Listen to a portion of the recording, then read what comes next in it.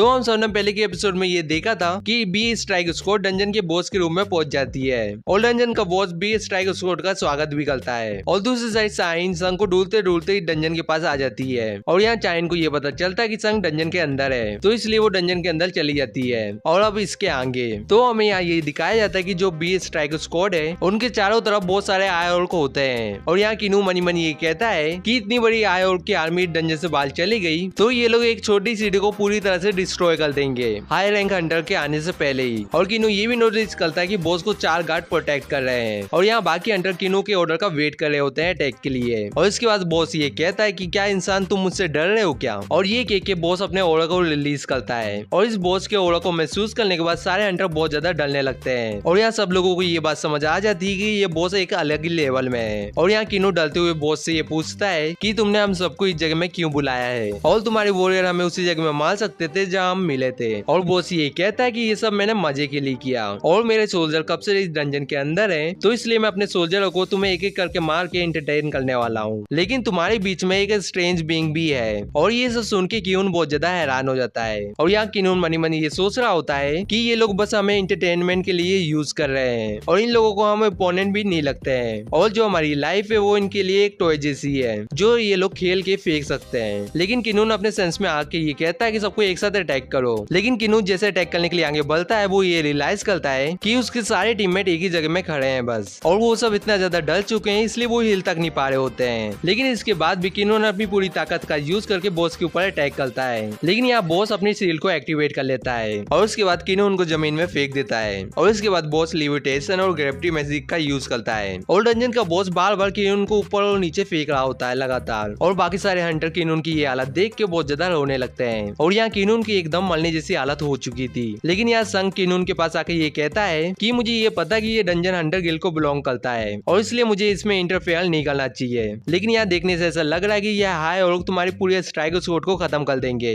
तो इसलिए मैं तुमसे ये चीज पूछ रहा हूँ, क्या तुम मुझे परमिशन देते हो इस डंजन के सारे बीस को मारने के लिए। और ये सब सुन के किनून बहुत ज्यादा हैरान हो जाता है और यही एक हाई और संग के ऊपर अटैक करता है। लेकिन यहाँ संग अपनी ग्रेविटी मैजिक का यूज करके उस हाई और को ऊपर नीचे फेंकने लगता है। और यहाँ संग किनून से फिर से ये पूछता है कि क्या तुम मुझे परमिशन दे रहे हो इस डंजन के सारे बीस को मारने के लिए। और उसके बाद किनून ये कहता है कि प्लीज मैं तुमसे भीख मांगता हूँ। और उसके बाद डंजन का बॉस अपनी ओरा को फिर से रिलीज करता है और कहता है कि इंसान होने के बाद भी तुम्हारे पास इंटरेस्टिंग एबिलिटी है, लेकिन तुम्हें क्या लगता है कि ये तुम्हारे छोटे मोटे ट्रिक कब तक चलेंगे। और इसके बाद संग ये कहता है कि मैंने पहली बार इतनी स्ट्रॉन्ग एनर्जी को फील किया है और मुझे यहाँ माफ करना, लेकिन यहाँ बहुत खतरनाक मैचअप हुआ है और ऑफ कोर्स मैं ये अपने लिए नहीं बोल रहा हूँ। और उसके बाद संग अपनी शैडो आर्मी को बुलाता है और यहाँ एग्रिस और आयरन संग के पीछे आके खड़े हो जाते हैं। और ये सब देख के बाकी सारे हंटर बहुत ज्यादा हैरान हो जाते हैं और यहाँ संग की सारी शैडो आर्मी बाहर आ जाती है। और उसके बाद हमें डंजन के बाहर का सीन दिखाया जाता है जहाँ एक कार आके रुकती है और गाड़ी के अंदर से सेवेलिस टीम के वू जिनसुल कार से बाहर आते हैं और वू जिनसुल डंजन के पास आके ये कहते हैं कि उसने माइनिंग टीम के लिए अप्लाई क्यों किया है और ऐसा 2 बार हो चुका है और यहाँ ये पक्का हो चुका है कि संजिन वो एक एस क्लास हंटर है। और उसके बाद माइनिंग टीम का लीडर वू जिनसुल से ये कहता है कि सेवेलिस टीम इस जगह में किस काम से आई है। और यहाँ वू जिनसुल ये बताते हैं कि हमने ये सुना है कि संजिन वू ने माइनिंग टीम को ज्वाइन किया है, तो क्या आप हमें बता सकते हैं कि वो कहाँ है अभी। और यहाँ माइनिंग टीम का लीडर ये पूछता है कि उस यंग मैन ने कुछ गलत काम किया है क्या। लेकिन पीछे से एक वर्कर ये कहता है कि ये चीज मैं पहले से जानता था और अगर वो हंटर नहीं बनता तो वो लोगों को मारता फिरता, और जब उसने मिलकर मुड़ के एक स्माइल दी थी तभी मैंने उसकी आंखों में बहुत ज्यादा बुराइयां देखी थी। और इसके बाद माइनिंग टीम का लीडर ये बताता है कि संजिन वू डंजन के अंदर है और जो स्ट्राइक स्क्वाड का पोर्टर है वो इस जगह में आज नहीं आया था, तो इसलिए संजिन वू पोर्टर के रोल को फिल करने के लिए उनके साथ अंदर गया है। और इसके बाद वू जिनसुल मनी मनी ये कहते हैं कि वो पहले एक माइनर था और अब वो एक पोर्टर बन चुका है। सही में संजिन वू बहुत ज्यादा अजीब है। और यहाँ माइनिंग टीम का लीडर ये भी बताता है कि अभी थोड़ी देर पहले ही मिस्टर चाइन संजिन वू को ढूंढते हुए डंजन के अंदर गई है। और ये सुन के वू जिनसुल बहुत ज्यादा हैरान हो जाता है और पीछे से एक वर्कर चिल्लाते हुए ये कहता है कि उसने कुछ गलत किया है या उसने किसी को मार दिया है और मैं ये बात जानता हूँ कि वो क्राइम करने के केपेबल है। लेकिन यहाँ वू जिनसुल ये कहते हैं कि तुम्हें कल सुबह न्यूज में ये पता ही चल जाएगा।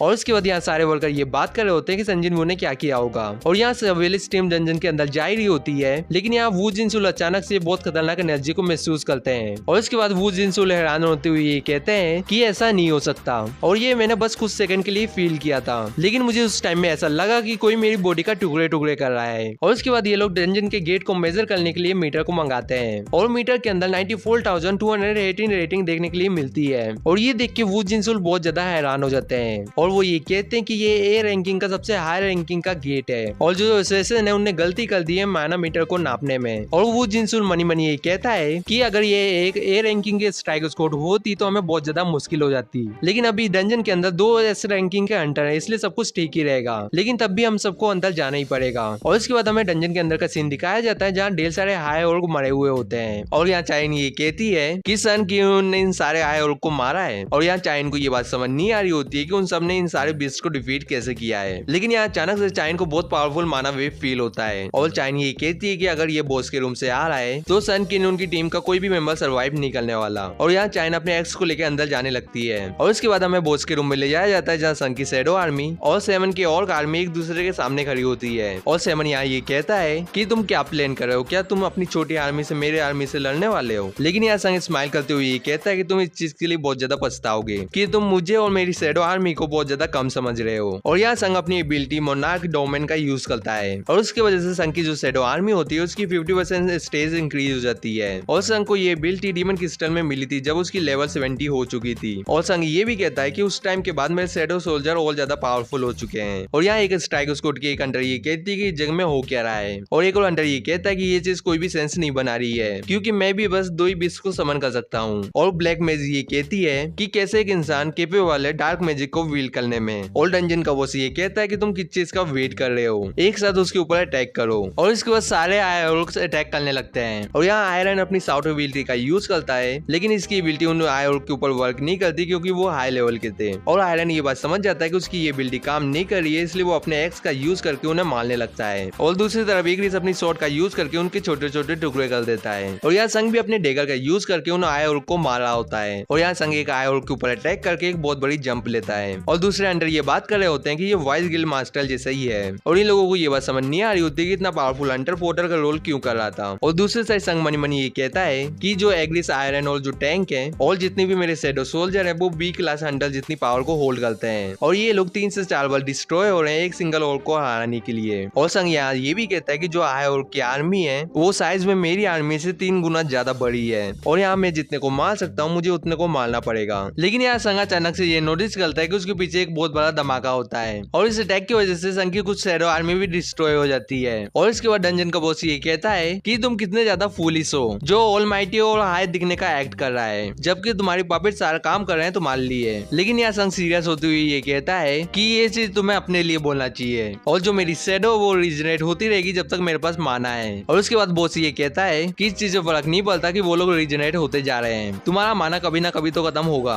और जिस स्पीड से मेरे वॉरियर तुम्हारे शैडो को मार रहे हैं जिसकी वजह से तुम्हारा माना जल्दी खत्म हो जाएगा। और यहाँ संग उसके ऊपर अटैक करते हुए ये कहता है कि ये होने से पहले ही तुम मारे जाओगे। लेकिन इस जगह में बॉस अपनी सील को एक्टिवेट कर लेता है और कहता है कि इस चीज का कोई फायदा नहीं होने वाला, बस तुम अपना टाइम वेस्ट कर रहे हो और जो तुम्हारा शैडो है उनके नंबर भी कम होते जा रहे हैं। लेकिन यहाँ संग पीछे हटते हुए ये कहता है कि तुम इस बात को लेकर एकदम श्योर हो क्योंकि मेरे पास बहुत ज्यादा स्ट्रॉन्ग शैडो सोल्जर है और मुझे नहीं लगता कि तुम्हें मेरी माना रिजर्व की टेंशन लेनी चाहिए अभी। और यह डंजन का बहुत सीरियस होते हुए ये कहता है कि ऐसी बात है तो मैं तुम्हारी शैडो सोल्जर को एक ही अटैक से डिस्ट्रॉय कर दूंगा। और बॉस ब्लेजिंग फायर अटैक का यूज करके संग की सारी शैडो आर्मी को डिस्ट्रॉय करके रख देता है। और ये सब देखने के बाद संग मनी मनी ये कहता है कि ये बॉस म्यूट्स और वोल्केनो से ज्यादा स्ट्रॉन्ग है और जो म्यूट था वो 1000 अनडेड सोल्जर को कंट्रोल कर सकता था, लेकिन उसका जो डिफेंस था वो बहुत ज्यादा कमजोर था। और दूसरी तरफ कारागल था जो बहुत ज्यादा स्ट्रॉन्ग था और उसका डिफेंस भी बहुत ज्यादा अच्छा था। और यहाँ संग की सबसे बड़ी परेशानी ये है कि उसके पास नंबर की कमी है। और यहाँ संग मनी मनी ये कहता है कि जॉब चेंज क्वेस्ट की वजह से यहाँ चीजें बहुत ज्यादा बदल चुकी है। और यहाँ संग इन्वेंटरी का यूज करके हीलिंग पोशन बाहर निकालता है और इसके बाद संग ये कहता है कि इसका मतलब ये है कि मैं जब भी चाहूँ मैं अपने माना को रिस्टोर कर सकता हूँ और मैं ये नहीं चाहता कि मैं ज्यादा पोशन को ड्रिंक करूँ, इसलिए मैं इस फाइट को जल्दी खत्म कर दूंगा।